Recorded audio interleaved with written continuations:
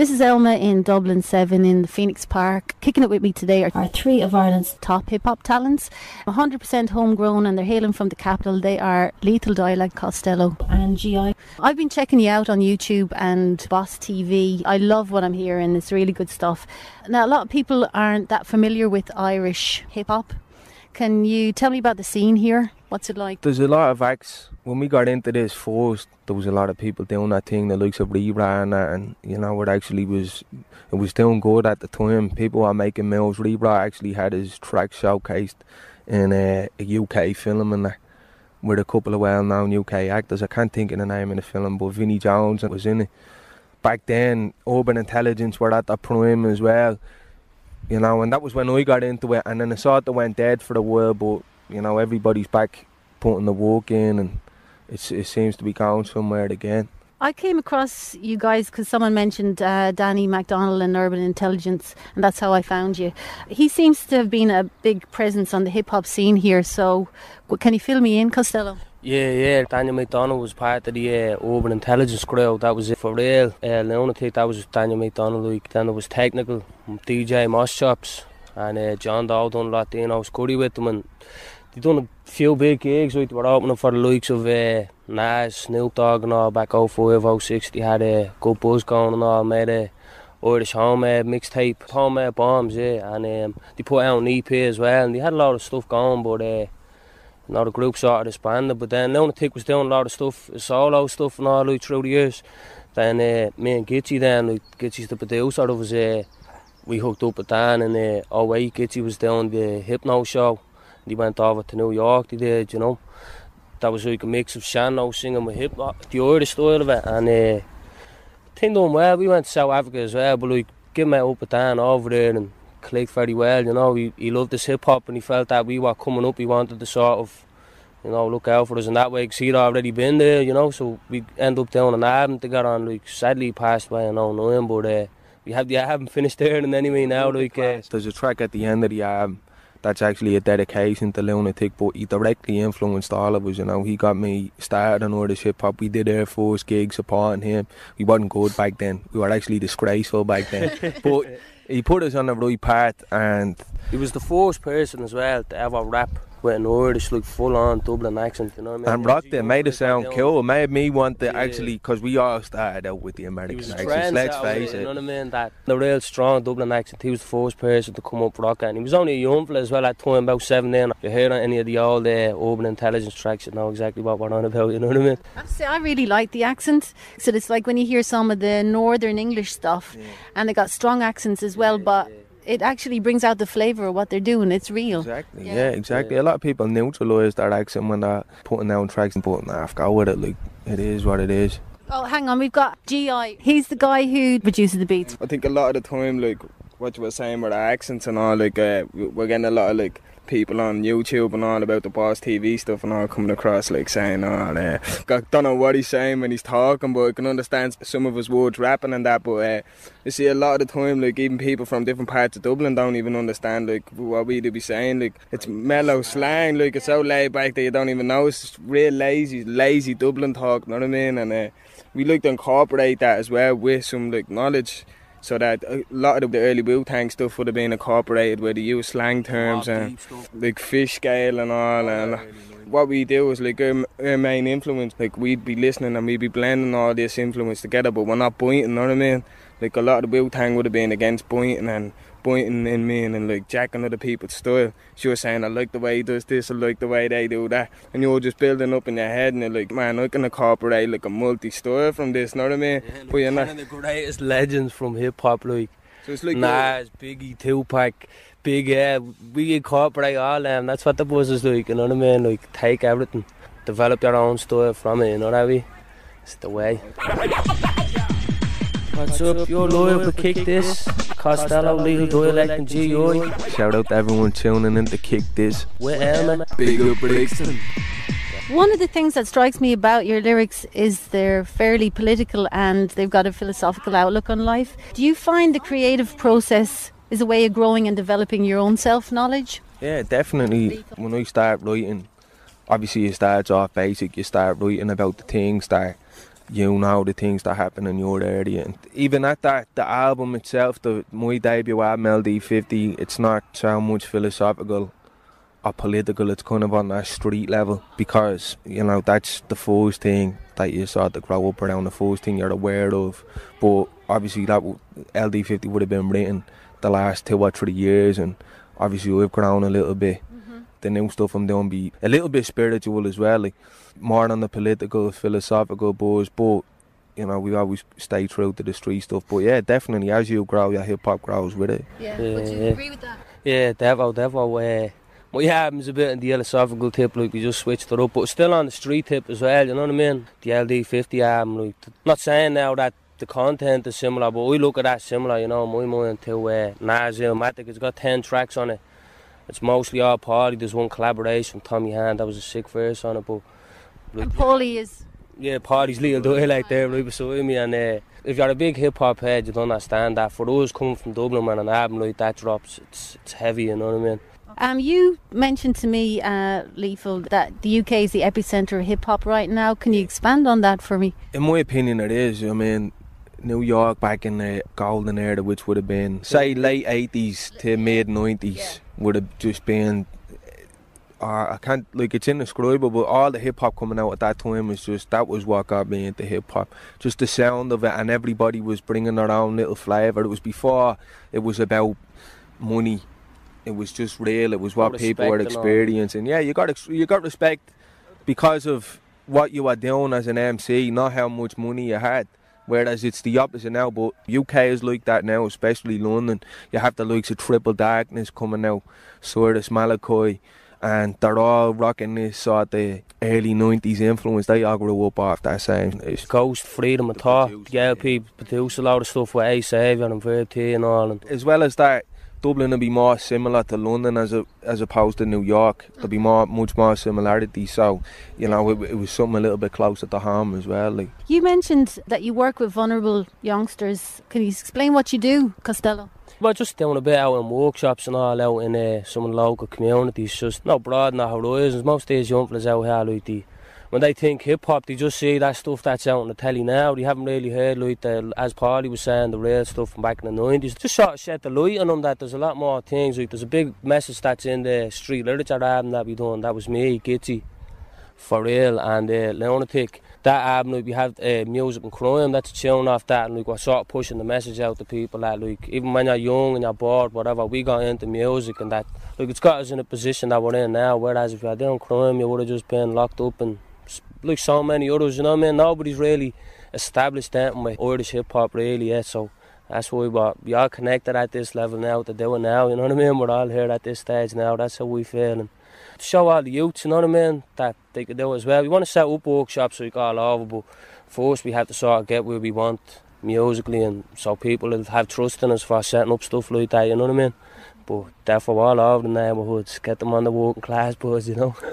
Gun and knife crime is a huge thing in London right now, and the youths, and it's like a really big concern. Is it the same thing happening in Ireland with young people then? Yes. I can't really speak for anyone else in Ireland. Dublin's gone ridiculous. I mean, there's bombs being found, grenades being found. Like, it's gone beyond just a scuffle or like anything minor. It's all major things now, you know, and it's ridiculous. No more having a fair one, you know what I mean? Like, putting the fists up. If you break someone up, they're going to come back and try and stab you or shoot you or do something, you know what I mean? People's profiting all over, all regions of Dublin from the drug business, man. You're dealing with that, you know yourself, that it's going to bring all that stuff with it. But like, even not too long ago. There a while ago, and it was like Dublin, I think after Glasgow, had the highest crime rate. But obviously there's this thing in Dublin where, like, you know, cooperation with the law enforcement wouldn't be that great, you know. So the question goes, how many crimes went unreported then as well? It's ridiculous. Yeah, you can't actually believe statistics anyway.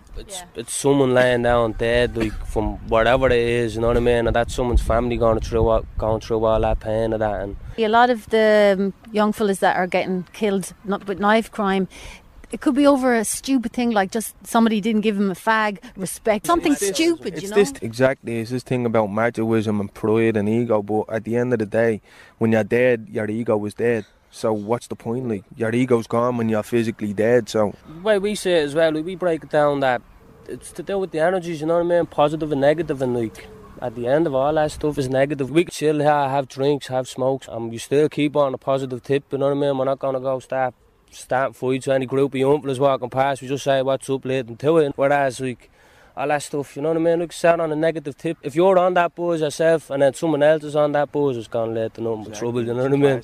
Exactly.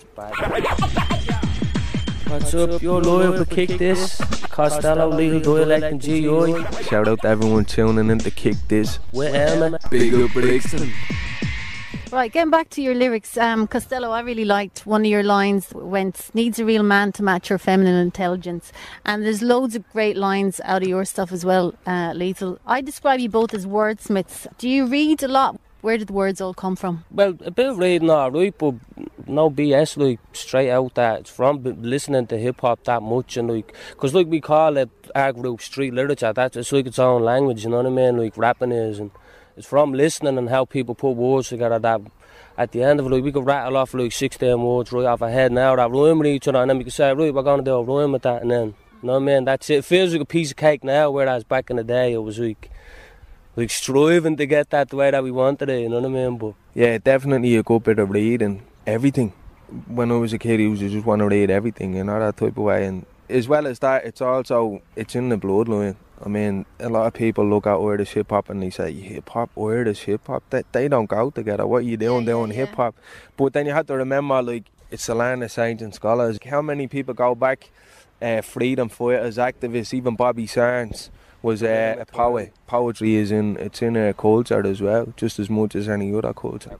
Checking your videos, what comes across to me is like there's a real joy and a passion in it. I mean, they're fairly simple, mostly the videos, but the nice thing is that you're kind of like backing each other. There's no too cool for school. You're not all standing there like some of the UK stuff that I see where they're all like big bad men them and they're giving it all that. Whereas you kind of like, you're smiling in your videos, you're pushing it. And like you said on one of them, I've only been doing it for 6 months. Like, it's all about keeping it real. Like you said about the UK videos, there's 20 blokes in it and they're all grimacing at the camera. They don't walk into their houses and greet their mother with them smiles or expressions, or anyone in their family, whoever it might be.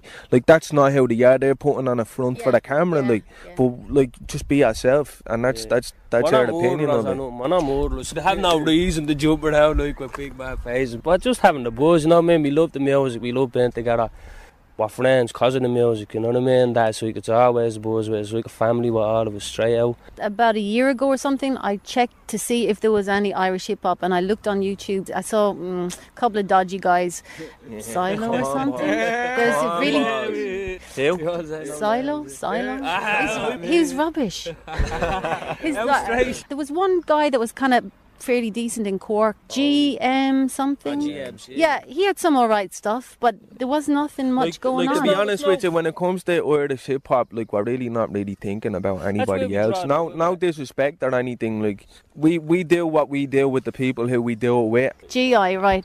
Just about your beats, because some of it's not like new stuff. You're blending stuff together. Is much of it new? Did you develop any of it yourself? A lot of it would have been like, I like digging, I like crispy old sounds, like I love that old record crackling, that crispy snare, James Brown snare stuff, like all that sort of stuff. Like, that's what I enjoy doing. I love jazz music. Like what I do is, like, because we're from Dublin, we would have grew up off dance classics. Like, we wouldn't have grew up off jazz, you know what I mean? We would have grew up dance classics and hip hop. So what I did, like, I was just from years, like, as we grow, like, I'm only 20 years of age, we're developing as we grow, you know what I mean? We're getting better skill as we're going along, so a lot of it would have been just messing around, and I would have left it there and then went on to new stuff. And then when the lads came along, we started just incorporating, like, oh, well, we could use like these 18 beats for this and this 15 beats for that, and then we started working topics. And a lot of me beats that I make, like, I like having a nice atmosphere, like the beat will tell you what to write, you know what I mean? Like, a lot of the stuff I gave Paulie for his album would have been very simple, you know what I mean? Like, not simple, but like on that tip where you're more inclined to like relax to the music and listen to the lyrics. But a lot of that stuff, like, would have been, I think I sampled some Muds Davis and Paulie's album on LD. I'm looking forward to listening to that. I love jazz. I think jazz and hip hop work really well together. Yeah, definitely. It's like Gitty as well, I was saying that digging for the samples, you know what I mean? Because some of that old Celtic music, we haven't really done much with it, but like some of that old Celtic music, like the Clannad and all, and you know what I mean? It's real old Celtic symphonies and all, it sounds real mysterious. And like Gitty was saying, that sort of thing, that we're always looking for sounds that people won't know, you know, that sort of way to chop into the beats. That it's definitely, we're going to do more than anyway, because as Paulie was saying, we try and do it like on the street level first to get everybody open to it. Then we can go, right, they're rocking to this, now we can hit them up with the more spiritual stuff, the more historical stuff, you know what I mean? So that the more trained listeners by after the first 2 or 3 albums, you know? What's up, you're loyal to Kick This, Costello, Legal Dialect and GI. Shout out to everyone tuning in to Kick This. With Elma. Big up Brixton. You both rap about distortion of the truth by the media and advertising. One of the tracks on yours, yeah, that's it, about how much personal data we give away as well. Do you believe in the idea that we're all known but not wanted? Definitely, yeah. I mean, why is this so impossible? A lot of people look at it as conspiracy theories, but like when there's more fact in the conspiracy theory than there is in the official theory, that's when you need to start questioning things. Anybody can just be labelled as a conspiracist. If somebody controls the media, then essentially they're controlling the way everybody thinks, because who's hot and who's not. Like, they control what news you're hearing. They can put you in fear, they can take you out of fear. Not so much Ireland, but the UK especially, even with Sky News, Sky and Fox are the Sky is Fox. I'd say Sky News because I wouldn't really watch Fox News. You know, there's terror, alert, code red, all this, and it's always over-exaggerated. Don't you think that they try to make us all fearful so we stay indoors? Isn't that That's more or less what they do. The easier control population is a government that's happy. Because we're just walking away, paying them, keeping the fat cats where they are, the bureaucrats where they are, you know what I mean? That's what it's about. It's all the system. This world wouldn't be as impoverished as it is if we didn't want to. We have plans. There's people starving in some countries. You know, it sounds like pure simple, but it is true. There's plans there that can flood them, you know what I mean? But people aren't making a profit off it, so if the system's running off making a profit, and that means you can't do nothing good out you know what I mean, how you're feeling for it. It gets so deep that you could sit here talking about it all day, you know what I mean? But that's more or less the way we see it. It's just to keep everyone where they are. Okay, GI? Yeah, so the way I see it is like it's like two different angles from the conspiracy theory apostrophes, yeah. But you got the hay fever too. Yeah. Now I just got the highs. Yeah. Well, like I do learn from these boys. Like they teach. Like I do hang around with young fellas from about 20 young fellas, 25 young fellas. We sit around and we used to love like when Costello would come out and he'd talk. Like he'd sit there, and make you watch a video. You know what I mean? And he'd be saying like teaching about like all the tax shit, all the money, where it comes from, who's running it. Paulie's on the other side where he's like, what about this out of spaceships? The lads are like two different angles. So a lot of people are, like that we work with, we affiliate with, like we're coming with the knowledge, you know what I mean? We want people to wake up, like we're here for the change, not for the bleeding money, you know what I mean? Okay. On the flip side of like the whole technological age and all that and the data thing, how important are social networks and the internet and stuff to you guys getting your music out there? That's how I got to hear you. It's good when it's used in limited form. I mean, there's a lot of people there that the whole careers are based off the internet. It's like they don't exist in real life. The whole existence is on the computer. Just on a hard drive or something they do. Exactly. Like it's great to have that extra bit of promotion, but all the internet should be used as is an extra tool for promotion, not the basis of a whole career. You know that way. And I mean, if you get someone on the internet, then and their whole rap career is based on the internet, then how real are they and what they do, like. But no, I've been straight out as well though, like we could slap up all them videos like on YouTube, people's gonna get to see them, but like at the end of it, YouTube view isn't worth nothing to you. Fair enough, people see it and then they want to come to your gig, then that can make you a bit of money, you know what I mean? But as far as views goes, I think it was the Rubber Bandits that said it, was it? If only they could turn YouTube hits into gold, you know what I mean? Because they got like 6 million hits in the first week on one of their videos, you know what I mean? But did you get a lot of haters? Yeah, definitely. Yeah, like I've seen some of the comments. To be honest with you though, like even in the areas where we're from, it takes a while to convert people and get them used to it, because people from our areas are sort of like something different. Hold on a second, what are you doing? rapping, like that's not in our culture. That's nothing to do with us, you know what I mean? But after a while, when they hear the lyrics and it grows on them, it always grows on them, and then a couple of weeks later they come back and are like, that is good. People who live on the internet and all, they're scared because they see that word, like, we're down the lane, we're having a buzz, but we're not looking like we're going to murder you. We're just doing what we do, ciphering or whatever, and whatever their little thing is, their little notion of what this hip-hop is, rap music, you know what I mean? Like, we distinguish where it is with the rap and the hip-hop. We're now hip-hop music, you know what I mean? We don't even call it Irish hip-hop, we just call it hip-hop music, you know what I mean? Like, I think hip-hop's a really universal language, and it's all over the world, and it usually comes from the poorer working classes. It represents, yeah, that's what we represent. Hip-hop don't exist in a nightclub or in a pub, it exists out in the streets, eh? The real hip-hop has, like, you're not going to get a major market. Like, the market is under 100,000 you're looking at. What's up, you're loyal for Kick This, Costello, Little Dialect and DjElma. Shout out to everyone tuning in to Kick This. With Elma. Big up Brixton. Okay, playing live. Where do you play? We have a lot of gigs upcoming. We have a gig in Belfast next week. That'll be Little Dialect solo. We're not really going to announce what we have yet until it's confirmed, but we have a few gigs upcoming. But few in Bray, the 18th and 25th in Stacks Bar. We're doing working class army gigs. What kind of type audience in terms of figures? Anyone at all. Get into the gig. We're down to playing to anyone. The more people, the better. Hip-hop scene's fairly male-dominated. Are there any female MCs repping it in Ireland? Elaine, temperamental Miss Elaine, she's good. She's got sort of like off-beat flow and all, you know what I mean? Like the beat poets, not with spoken word, like, but she flows nice, so get you made a track or two for her, like, and sounds nice. She plays the barrel on as well. She's on the come up as well, you know what I mean? But she's not what you'd expect. She's not what you'd expect with a young MC, you know what I mean? Like, she's mad colourful, that's what I'll just say. Knowledgeable as well. She gets deep, philosophical on it. We did a workshop in Ballymun and Axis, yeah, out there it was for Lift, yeah. It's a youth festival, yeah, and about 15 or 20 young ones, yeah, turned up for a rap workshop, yeah. You want to check these two young ones out. Little they were, you know what I mean? Like, only about 15, 14, 15. And they were, like, he done a little competition. He says, you girls write better raps than this. And then he done a showcase of it, like a full house, 200 people in a theatre, and then showcased their tunes that they did that day, you know what I mean? So we do a lot of workshops like that, so that's positive stuff. We see people on the come up as well, you know what I mean? Like, there's another two little dudes that we seen at the workshop, and we're going to be working with some dubstep stuff for him, yeah. He's from Manchester, his name's Basic, yeah. Like, we pick up a lot of young fellas as well and try and bring them forward, because a lot of them are oblivious to how much work goes into the hip hop, you know what I mean? They just think, oh yeah, it's a beat and you just play it and then it's out, and it's like that. They don't know that it has to be mixed, it has to be mastered, the music, the hours that goes into it. So like, we're trying to bring them through and let them know that goes in first. Hard work. Yeah, exactly. Some of the young people like that I work with, they say, I want to be a rapper or a racing car driver, and you go, okay, maybe cut out the racing car driver because it's not going to happen. But I don't like to dampen people's, dreams or aspirations.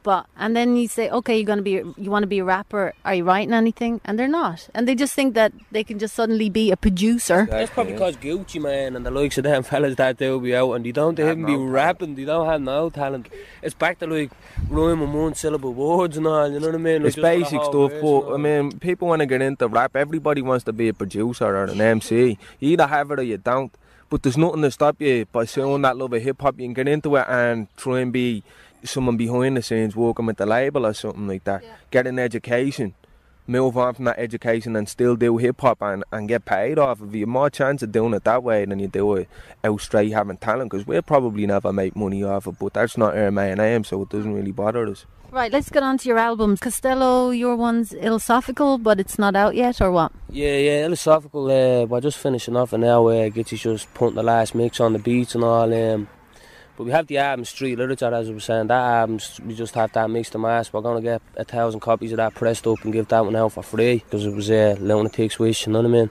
Okay. Yeah, with Philosophical, that's going to be tight. That is Paulie and all's featuring on it, for real, Jambo. There's another chat as well then, Soul Literature, it's just in the works now. That's me and Paulie, as long with Paulie's second solo album, you know what I mean? We're going to do it like on a different buzz altogether. So. Is LD50 your first album? It is, yeah, that's the debut album. Dose of Lethal Dialect. Exactly. Explain the significance of the pyramid on the front, because you mentioned pyramid in your song as well. What's that about? Definitely. Well, everybody knows that that knows that Egyptian mythology. There's so many different interpretations of what the pyramids stand for and what they mean, but in my opinion, everything I've read on it, it's something positive, you know what I mean? It's something to do with, you can get into the Anunnaki and things like that, Elohim, you could just talk for days about it, but But why'd you put it on your album? Because it was a positive symbol, but then it was adapted by the New World Order and the likes of the Freemasons and things like that, and in my opinion they use it for a negative, because it's a powerful symbol, there's a lot of power in symbology,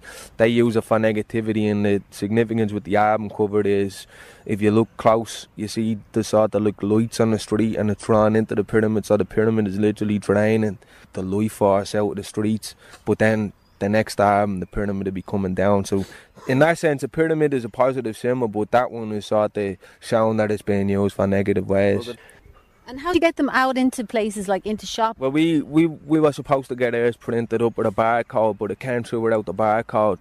So we just more or less used it, selling it on iTunes and things like that, and then selling it on the streets. Most of the sales we made were just telling people about it and then selling it through word of mouth. Okay. That's sort of old school stuff, yeah. I have to ask you, have you any thoughts on the recent visit by the Queen and Obama? Costello first. I had a verse, bro, just a little small part in it, and I said, our forefathers had never allowed our monarchy parading. Look at the land they've been wrongfully claiming, had their colony stationed with every resource and commodity taken.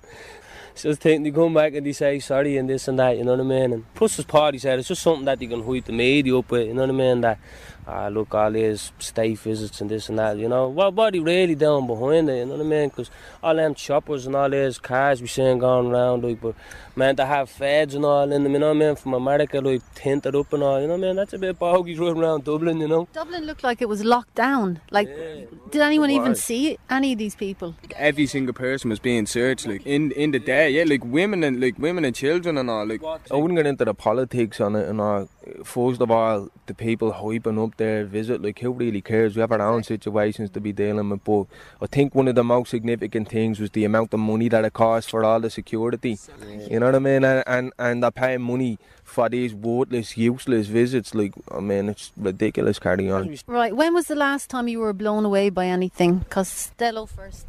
Music-wise? Any-wise? We were just having an old school day and Paulie just fished out a lot of classics for us, just threw them out to us, and the youngsters, Razzcast, Soul and Nice. It was just, we were having a good day, like, after recording a few tracks, like, and that definitely blew my mind, yeah. Definitely. And yourself, Lethal? Just seeing what all the boys that I'm doing stuff with is doing. Gitchy, when he sent over the beats to my album, at that time I was really writing, but I didn't have anybody to work with production wise, and then I heard them beats and I was like, and then I heard Costello rhyme and I was like, oh, and then everybody else for real came back out then. I mean, I'd be more blown away by everything that the lads are doing or I do stuff with. That's cool. And yourself, GI? Yeah, it's the same with Paulie, like, the new stuff that we're doing is like real, it gives you a sense of excitement. And then on the music tip, like, from being a listener and all, like, that sort of Malachi Ancient Future, man, is crazy, man. Yeah, anyone in the UK that likes that hip hop needs to support sort of Malachi Ancient Future, because that is some knowledgeable. It's also grimy, it's street stuff as well. Finally, life without hip hop, what would you be doing, Lethal? Whoa. Can you be honest? Probably locked up. You reckon? I don't know. Like, what age were you when you started? 17. Now 22. So I wouldn't go to that extremity. I mean, who knows? It could have went either way. You know, you never really know. Like, but Costello, what would you be doing? Someone asked this question before and I said a few things, but there's another answer. I think if hip hop wasn't created, I think us boys would have created it right now at this time. And I don't know, like, been into a lot of other things, but definitely it would have been music somewhere. I would have picked up a guitar. Can't sing, you know what I mean? That's where I start rapping, you know what I mean? Yeah, definitely, because I understood that when I was about 11 or 12, and then I understood that you can make deep out stories from this two-pack Brennan's Got a Baby, and I was like, because it was all relative to what was going on. There was always teenage mothers and crackheads and gearheads around the States, you know what I mean? So we could see early from listening to them tunes that was there, so I don't know, man. And GI, what about yourself? What would you be doing? Don't mean to be dramatic, but I'd probably say I'd be dead if it wasn't for this. Because I wouldn't have met the people that I've met, like, and the environment that I was in, and the the generation that I grew up in, my generation was a bit bogey, so I don't know. You couldn't really tell, really, you know what I mean? Anything's possible. Anything else you want to say to listeners in Brixton? Yeah, definitely support hip-hop in your own country. There is a lot of heavy stuff coming out from the UK at the minute. Don't pay too much attention to all that grime stuff, yeah. There's not much lyricism or content going on and that, but the hip-hop stuff, and then as well as that, with the Irish hip-hop of what we're doing, you know what I mean? You might say, yeah, them Irish, they should be fighting or drinking. They're all pikeys, they're all this, that and the third, you know what I mean? Everybody has their own stereotypes, but don't knock it till you listen to it, you know what I mean? And then understand what their culture is a little bit, and you might just like it. Yeah, that what I want to just say. These are all our cousins over there, you know what I mean? Straight out. We are close relatives, you know what I mean? When you look at the UK and the population that is in the UK, how much of it is made up of immigrants, like people that like we were saying that rap earlier, that they were colonies of the British Empire, you know what I mean? And then the people like from Jamaica, Africa, wherever, that's India and all, that's what England's made up of, you know what I mean? So shout out to all the cultures, like we're all universal here, you know what I mean? The Irish boys, lands of saints, the scholars, keeping it real. What's up, you're loyal to Kick This, Costello, Legal Dialect and GI. Shout out to everyone tuning in to Kick This. With Elma. Big up Brixton.